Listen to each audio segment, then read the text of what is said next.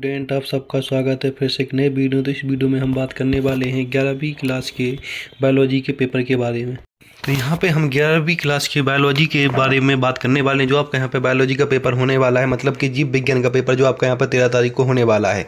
तो जो भी स्टूडेंट 11वीं क्लास का हो तो वो इस वीडियो को पूरा का पूरा जरूर देखे लास्ट तक। सारे के सारे क्वेश्चन मैं सॉल्व कराने वाला हूँ। सबके सब क्वेश्चनों के आंसर आपको इस वीडियो में मिलने वाले हैं। तो जो भी स्टूडेंट चैनल पर पहली बार चैनल को सब्सक्राइब कर ले, वीडियो को ज़्यादा से ज़्यादा शेयर करें जिससे और भी स्टूडेंट इस वीडियो को देख सकें। तो इस वीडियो के माध्यम से मैं आपको सारे के सारे प्रश्न कराने वाला हूँ जो आपके लिए बहुत इंपॉर्टेंट होने वाले हैं।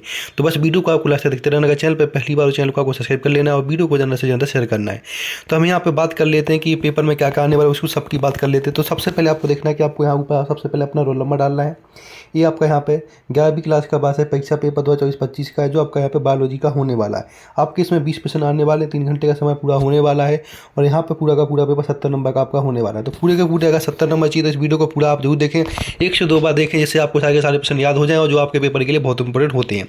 चलो हम इसमें कर लेते हैं। सबसे पहले प्रश्न की बात की, पहला प्रश्न इसमें क्या पूछा गया उसकी हम यहाँ पे बात कर लेते हैं। तो आप यहाँ पे देख सकते हैं कि पहला प्रश्न आपसे क्या पूछा, हम उसकी बात कर लेते हैं। तो पहला प्रश्न आपसे यहाँ पे पूछा गया है कि सही विकल्प चुनकर लिखिए। जो आपके यहाँ पर 6 नंबर के होने वाले 6 प्रश्न आपसे पूछे जाने वाले। तो पहला प्रश्न पूछा गया कि द्विपद नामकरण पद्धति के प्रतिपादक कौन थे। द्विपद नामकरण पद्धति के प्रतिपादक कौन थे, तो वो आपको यहाँ पे बताना है। तो यहाँ पे आपका ऑप्शन आ जाएगा कैरोलस लीनियस आ जाएगा। दूसरा पूछा गया कि 5 जगत वर्गीकरण में एक कोशीय यूकेरियोटिक जीवों को किस समूह में रखा गया है। तो इसका आपका ऑप्शन आ जाएगा प्रोटेस्टा ग्रुप में रखा। किस ग्रुप में? प्रोटेस्टा ग्रुप में रखा गया है। प्रश्न नंबर तीसरा पूछा गया है कि तालाब का रेशम किस पौधे का सामान्य है। तालाब का रेशम किस पौधे का सामान्य नाम है, तो वो आपका यहाँ पे आ जाएगा स्पाइरोगायरा आपका यहाँ पे नाम। तीसरे का ऑप्शन बी लगा देना है। इसके बाद नेक्स्ट प्रश्न की बात कर लेते हैं। प्रश्न नंबर 4। प्रश्न नंबर 4 में पूछा गया कि निम्नलिखित में से किस संघ में पॉलिप तथा मेडुला अवस्थाएं पाई जाती हैं। तो किस संघ में पाई जाती हैं, तो यहाँ पे आपका ऑप्शन हो जाएगा चौथे का, वो आपका आ जाएगा सिलेंट्रेटा अवस्था में ये अवस्थाएं पाई जाती हैं। तो इस तरह से आपको इसका भी ऑप्शन लगा देना है। अब हम बात करने वाले प्रश्न नंबर 5 जिसमें पूछा गया कोशिका सिद्धांत किनके द्वारा प्रस्तावित किया गया था। कोशिका का सिद्धांत है वो किसके द्वारा प्रतिपादित किया गया था, तो वो आपका यहाँ पे आ जाएगा सिलीडेन एवं स्वयं के द्वारा प्रस्तुत किया गया था। इसके बाद प्रश्न नंबर आपसे पूछा गया है 6। प्रश्न नंबर 6 में पूछा गया कि वाटसन एवं क्रिक के अनुसार डीएनए के एक चक्र में कितने न्यूक्लियोटाइड्स पाए जाते हैं, तो यहाँ पे क्या आ जाएगा ऑप्शन 10। तो 10 पाए जाते हैं।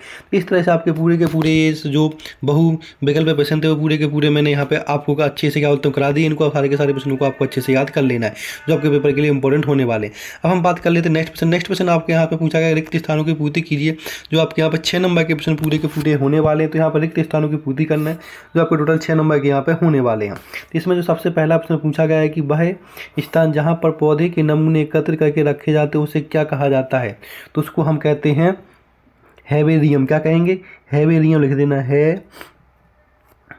हेबेरियम कहते हैं। तो हेबेरियम आपको यहाँ पे लिख देना पहले में। प्रश्न नंबर दूसरा पूछा गया आपसे कि सबसे ऊंचा एंजियोस्पर्म डैश होता है। सबसे ऊंचा क्या होता है, तो आपको लिख देना है यू।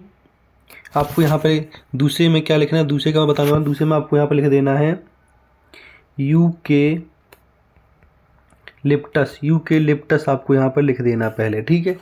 प्रश्न नंबर तीसरा पूछा गया है कि संघ आर्थोपेडा में डैश प्रकार की सम्मिति पाई जाती है। कौन सी सम्मिति, तो यहाँ पर द्विपार्श्व क्या आ जाएगी, यहाँ पर द्विपार्श्व सम्मिति पाई जाती है। तो इस तरह से आपको इसको पूरा का पूरा ही कर लेना है।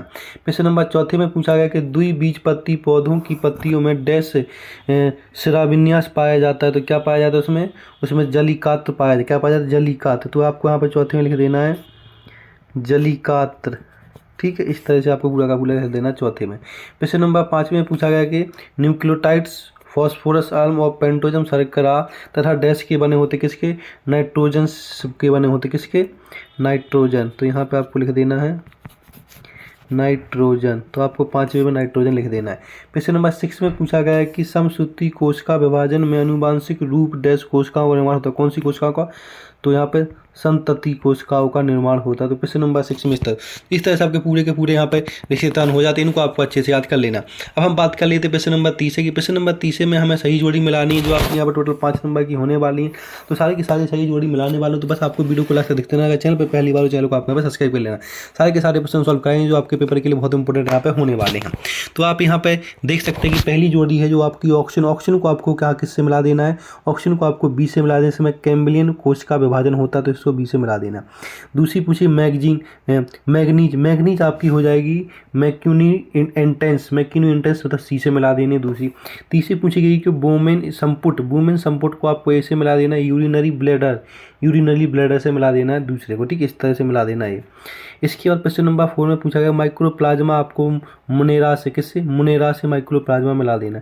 ईस्ट आपको यहाँ पे किडवन से मिला देते। इस तरह से आपकी पूरी की पूरी मैचिंग हो जाती है, जो आपकी मैचिंग एकदम बहुत इंपॉर्टेंट है। तो इन सारी की सारी मैचिंग को आपको स्क्रीनशॉट लेके याद कर लेना। तो सारे के सारे क्वेश्चन का सॉल्व करेंगे, वो भी आंसर के साथ। इसके बाद नेक्स्ट क्वेश्चन की बात कर लेते हैं। नेक्स्ट क्वेश्चन आपके इसमें क्या पूछेगा उसकी बात करें। नेक्स्ट क्वेश्चन आपके यहाँ पे प्रश्न नंबर 4 पूछा गया, जिसमें पूछा गया कि सत्य असत्य बताइए, जो आपके यहाँ पर टोटल 6 नंबर के होने वाले। तो हमें सत्य असत्य बताने कौन सा प्रश्न सत्य कौन सा, सारे के सारे प्रश्नों की बात हम यहाँ पे करने वाले। तो यहाँ पे आपसे पूछा गया पहला प्रश्न की ग्लाइकोलाइसिस की क्रिया कोशिका द्रव में संपन्न होती है, सत्य या असत्य। आपका एकदम सत्य हो जाएगा, यहाँ पे सही हो जाएगा। तो यहाँ पे क्या लिख देना आपको, यहाँ पे आपको यहाँ पे सत्य लिख देना, ठीक है। पहले प्रश्न नंबर दूसरा पूछा गया, प्रश्न नंबर दूसरे को देखेंगे। तो प्रश्न नंबर दूसरे में पूछा गया कि बायोफाइट केवल नम छाया स्थानों पर पाए जाते हैं, नम छाया स्थानों पर पाए जाते हैं, सही या गलत। एकदम आपका यहाँ पे सत्य हो जाएगा, तो इसको सत्य कर लेना। प्रश्न नंबर तीसरा पूछा गया कि प्रकाश संश्लेषण की दर हरे प्रकाश में सबसे अधिक होती है, सही या गलत है। प्रश्न नंबर तीसरे का देख लेना, एकदम आपकी गलत हो जाएगी, असत्य हो जाएगा, ठीक है। प्रश्न नंबर 4 पूछा गया कि 80S राइबोसोम 60S और 40S इकाई में मिलकर बना होता है, ये एकदम सत्य हो जाएगा। प्रश्न नंबर 5 पूछा गया कि अमीनो अम्लों में COOS समूह नहीं पाया जाता, सत्य या असत्य है, ये आपका एकदम असत्य हो जाएगा। इसके बाद प्रश्न नंबर 6 पूछा गया कि कुछ स्थानीय स्तंत्रियों को छोड़कर सभी स्तंत्रियों में 14 कपाल तंत्रिकाएं होती हैं, ये एकदम सत्य हो जाए। तो यहाँ से सत्य आपको पूरे के पूरे अच्छे से कर लेने हैं। अब हम बात करते हैं नेक्स्ट क्वेश्चन की। नेक्स्ट क्वेश्चन आपका इसमें पूछा गया प्रश्न नंबर 5, जिसमें हमें एक वाक्य में उत्तर पूरे के पूरे बताने। टोटल 5 प्रश्न आपके यहाँ पे पूछे जाने वाले, तो एक वाक्य में पूरे के पूरे बता देने, सारे के सारे प्रश्नों के आंसर में यहाँ पे आपको बताने वाला। तो यहाँ पर देखेंगे, सबसे पहला प्रश्न पूछा गया कि शैवालों में पाए जाने वाला वर्णक का नाम लिखिए। तो शैवालों में क्या पाया जाता, तो शैवालों में पाया जाता है आपके यहाँ पे फाइको एरियल लिख देना पहले में, ठीक है। प्रश्न नंबर दूसरा पूछा गया कि अस्थि को अस्थि से जोड़ने वाले ऊतक क्या कहलाते हैं, लिंगामेंट। क्या आ जाएगा यहाँ पे, लिंगामेंट आपका यहाँ पे आ जाएगा, ठीक है। दूसरे में तीसरे में क्या पूछा गया, तीसरे में पूछा गया है कि मटर का वनस्पति नाम क्या होता है। तो आपको यहाँ पे लिख देना है पायसम मेंटावन लिख देना प्रश्न नंबर तीसरे में। चौथे में पूछा गया है कि अंतरावस्था की किस अवस्था को शांत अवस्था कहा जाता है, तो GO अवस्था को कहा जाता है, ठीक है। इस तरह से आपको पूरे के पूरे करने ने। और यहाँ पे आपके सामने जो 5th क्वेश्चन था उसका भी आंसर मैं यहाँ पे बता देता हूँ आपको। तो 5th नंबर क्वेश्चन का आंसर देख लीजिए, 5 नंबर प्रश्न पूरा हो गया।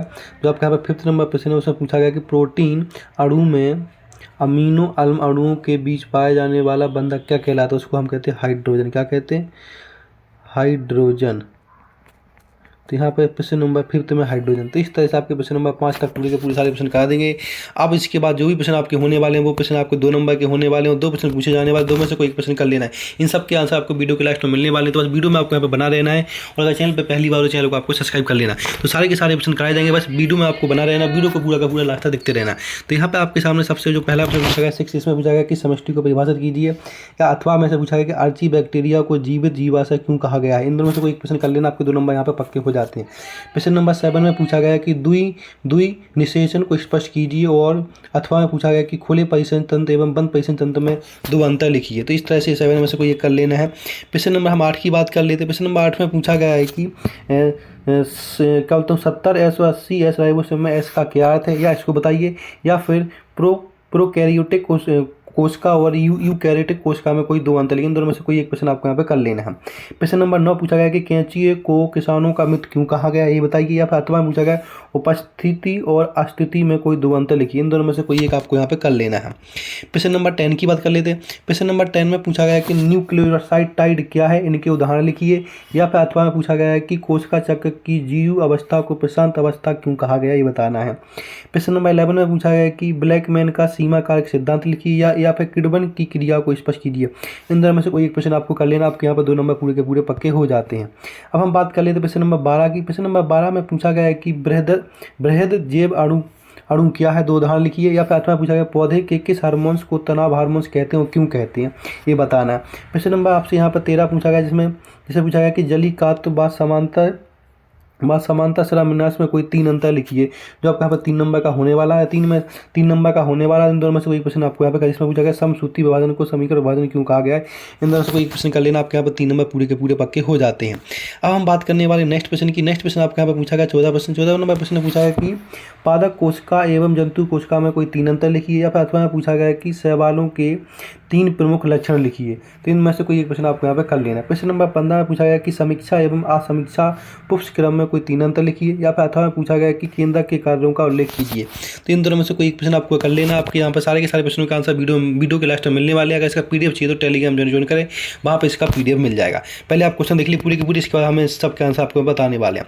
इसके बाद प्रश्न नंबर आपसे यहाँ पर 16 पूछा गया। 16 में पूछा गया कि पादप कोशिका का मानचित्र बनाइए। या फिर तंत्रिका का नामांकित चित्र बनाइए। इन दोनों में से एक प्रश्न कर लेना। आपके 3 नंबर पूरे के पूरे यहाँ पे हो जाते। प्रश्न नंबर 17 में पूछा गया कि प्रोटीन के 4 प्रमुख कार्य लिखिए। या फिर डीएनए और आरएनए में कोई अंतर लिखिए, जो आपके यहाँ पर 4 नंबर पूरे के पूरे हो जाते हैं। इन दोनों में से एक प्रश्न कर लेना। आपके 4 नंबर यहाँ पे पूरे के पूरे हो जाते हैं। प्रश्न नंबर आपसे यहाँ पे पूछा गया 18। प्रश्न नंबर 18 में पूछा गया है कि किडबन की क्रिया को स्पष्ट करते हुए इसके महत्व लिखिए। या फिर अथवा में समसूत्री व सूत्री कोशिका विभाजन में कोई 4 अंतर लिखिए। ये आपके इन दोनों में से एक प्रश्न कर लेना। आपके 4 नंबर पूरे के पूरे यहाँ पे हो जाते हैं। प्रश्न नंबर 19 से पूछा गया कि C3 और C4 पौधों में कोई 4 अंतर लिखिए। या फिर ग्लाइकोलाइसिस तथा ग्लाइकोलाइसिस तथा क्रेब्स चक्र में कोई 4 अंतर लिखिए। या फिर अथवा में पूछा गया है यहाँ पे अथवा में पूछा गया है, ये अथवा वाला हो गया। प्रश्न नंबर 20 पूछा गया आपसे कि मूत्र निर्माण की क्रिया विधि को इसके विभिन्न चरणों की सहायता से स्पष्ट कीजिए। या फिर बसंतीकरण की प्रक्रिया को स्पष्ट कहते हुए इसका महत्व लिखिए। तो इस तरह से पूरे के पूरे आपके 20 प्रश्न हो जाते हैं। 20 से 20 प्रश्न आपको अच्छे साथ कर लेना है। अब हम इन सब के आंसर आपको बताने वाले हैं, तो बस वीडियो में आपको यहाँ पर बना रहना। वीडियो को ज़्यादा से ज़्यादा शेयर करना और वीडियो इसको देख सकें। तो हम यहाँ पर प्रश्न नंबर 6 का आंसर देखने वाले हैं। 7 का सारे प्रश्नों का आंसर हम यहाँ पर देखने वाले। बस वीडियो में आपको बनाना, वीडियो को पूरा लास्ट तक आपको यहाँ पर देखते रहना है। तो यहाँ पे देख सकते हैं इन सब के आंसर में यहाँ पे बताया। तो यहाँ पर देख लीजिएगा, यहाँ पे आपके सामने प्रश्न नंबर 6 का आंसर है, जिसमें हमें यहाँ पे दिए गए समय में क्षेत्र बताने थे कि इसमें हमें समष्टि क्या होता है, समष्टि क्या है। तो ये प्रश्न नंबर 6 से पूरी की पूरी परिभाषा आपको यहाँ से यहाँ तक याद कर लेनी है। प्रश्न नंबर 6 का आंसर पूरा का पूरा आपके सामने ये है। इसके बाद प्रश्न नंबर हम आपके पास 7 का आंसर। तो 7 में हमें यहाँ पे बताना था कि द्विनिषेचन प्रणाली क्या है, उसके बारे में। तो यहाँ पर लिखा कि आवृतबीजी पौधों में होने वाले एक जटिल प्रक्रिया, इसमें एक मादा युवक और 2 नर युवक मिलकर फल बनाते हैं, जैसे द्विनिषेचन में 2 तरह के संलयन होते हैं। तो इस तरह से प्रश्न नंबर 7 का पूरा आंसर आपको यहाँ पे कर लेना है। देखिए प्रश्न नंबर 8 की बात कर ले। प्रश्न नंबर 8 में आपसे पूछा गया था कि यहाँ पे 17S और 80S राइबोसोम में S का क्या मतलब होता है। तो यहाँ पे आपको लिख देना है सेबिट बैग की इकाई या औसत गुणांक होता है। यह एक अप्रत्यक्ष माप और जो राइबोसोम के घनत्व और आकार को निर्धारित करने में मदद करता है। और यहाँ पे इसके बारे में ज़्यादा इंफॉर्मेशन है, तो अगर आपको ज़्यादा कुछ याद करना है तो आप यहाँ से याद करें। प्रश्न नंबर 8 का आंसर ये आपके सामने हो जाएगा। इसके बाद प्रश्न नंबर 9 का आंसर देखेंगे। प्रश्न नंबर 9 में आपसे यहाँ पे क्या बोलता हूँ, ये प्रश्न नंबर 9 में आपसे पूछा गया था कि कैंचियों को किसानों का मित्र इसलिए कहा गया, मतलब कैंचियों को किसानों का मित्र इसलिए कहा गया है क्योंकि ये मिट्टी को छिंदपूर्ण बनाते हैं और मिट्टी को उर्वरक बनाते हैं। और कैंचुए मिट्टी की बनावट को बेहतर बनाते हैं, जिससे मिट्टी ढीली ही हो जाती है और हवा अंदर आ जाती है। कैंचुए मिट्टी में पूरे खोद कर मिट्टी को छिद्रपूर्ण बनाते हैं। तो इस तरह से आपको यहाँ पे ये प्रश्न नंबर 9 का आंसर लिख लेना। प्रश्न नंबर 10 में आपसे यहाँ पे पूछा गया था कि कि कोशिका चक्र का जीवचरण क्या होता है, इसके बारे में होता है, जिसमें वे कोशिकाएं जो आगे अभिव्यक्त नहीं होती तथा निष्क्रिय अवस्था में पहुंचती हैं, जिसे कोशिका चक्र की पिसंत अवस्था में जीवो कहा जाता है। तो प्रश्न नंबर 10 का आंसर आपको पूरा का पूरा यहाँ पे कर लेना है। इसके बाद आपके सामने आ जाता है प्रश्न नंबर 11। प्रश्न नंबर 11 में पूछा गया था आपसे यहाँ पे कि ब्लैकमैन का सीमा कारक सिद्धांत क्या होता है, वो आपको यहाँ पे बता दें। प्रश्न नंबर 11 का पूरा ही आपको यहाँ पे कर लेना है।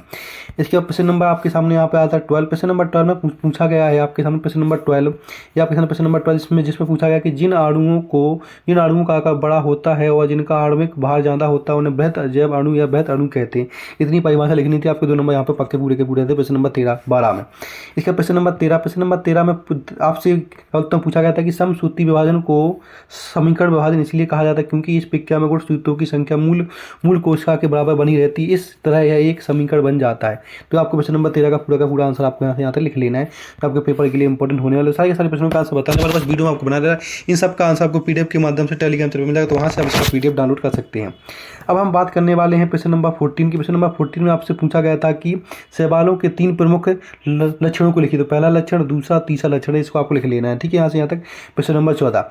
इसके बाद प्रश्न नंबर आपसे यहाँ पे पूछा गया प्रश्न नंबर 15। प्रश्न नंबर 15 में आपसे पूछा गया था कि प्रश्न नंबर 15 में पूछा गया था कि यहाँ 15 में पूछा गया था कि कोशिकाओं के केंद्रक के कोई कार्य लिखे। तो आपको कार्य लिख लें, जितने आपको कार्य लगते हैं वो आप लिखते याद कर लीजिए। आपके पेपर के लिए बहुत इंपॉर्टेंट आपको प्रश्न नंबर 15 पूरा का पूरा आंसर आपके सामने, इसको आप अच्छे से याद कर लेना है।